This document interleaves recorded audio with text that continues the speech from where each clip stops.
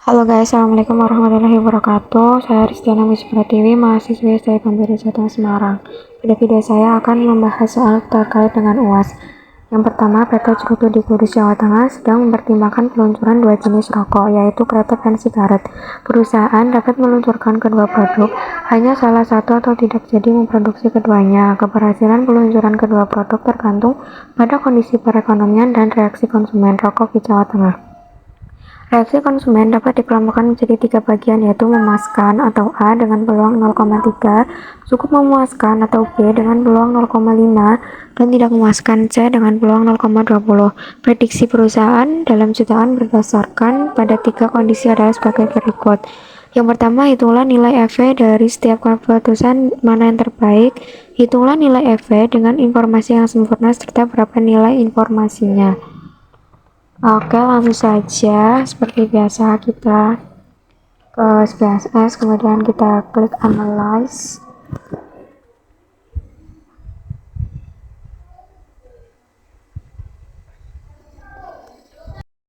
Kemudian kita pilih yang non parametric test, kemudian kita pilih yang aplikasi dialog, dan kita pilih yang key related sample. Selanjutnya kita pindahkan semuanya ke tes variabel, lalu klik statistik, kemudian checklist itu yang dua itu continue. Oke. Nah, kurang lebih hasil outputnya dengan SPSS seperti itu. Lalu kita coba menggunakan perhitungan secara manual, yaitu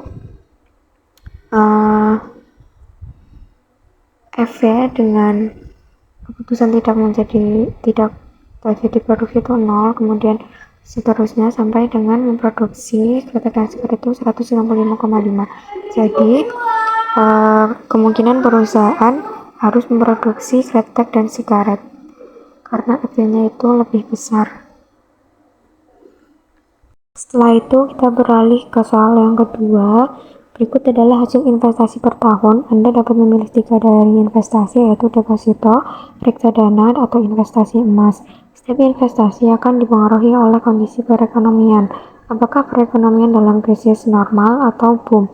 Tabel selengkapnya itu bisa dilihat pada soalnya. Kemudian hitunglah kriteria keputusan dalam kondisi ketidakpastian untuk 1. Kriteria Laplace, kemudian kriteria Maximin, kriteria Maximax, kriteria Hurwitz dengan koefisien optimis 0,6, kriteria Minimax atau regret. Lalu kita ke SPSS, ini sudah saya tuliskan variabelnya. Lalu kita bisa masukkan ini datanya, lalu klik analyze. Kita pilih yang descriptive statistic, lalu kita pilih yang frequencies. Kemudian kita pindahkan yang kolom sebelah kiri ke kolom variabel, klik statistik, kemudian kita checklist semuanya itu bisa dilihat sendiri, klik continue, klik OK. Nah, data outputnya dengan menggunakan SPSS kurang lebih seperti itu. Bisa dilanjut dengan menggunakan metode secara manual.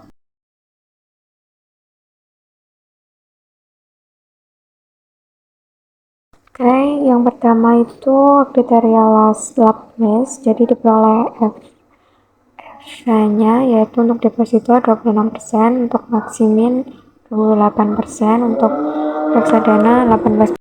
Reksadana maka disarankan untuk memilih yang reksadana. Kemudian ada kriteria Maximin, yaitu kritisnya paling tertinggi yaitu 20, maka disarankan untuk reksadana. Kemudian berdasarkan kriteria Maximax atau kondisi alternatif paling tinggi yaitu deposito, maka disarankan untuk berinvestasi di deposito. Lalu untuk kriteria Hurwitz dengan koefisien optimis 0,6 yaitu diperoleh nilai tingginya yaitu 40% dan 24% itu untuk reksadana. Ya, untuk yang nilai regret maksimum itu diperoleh 15%, itu untuk deposito dan emas, jadi disarankan untuk menabung keduanya.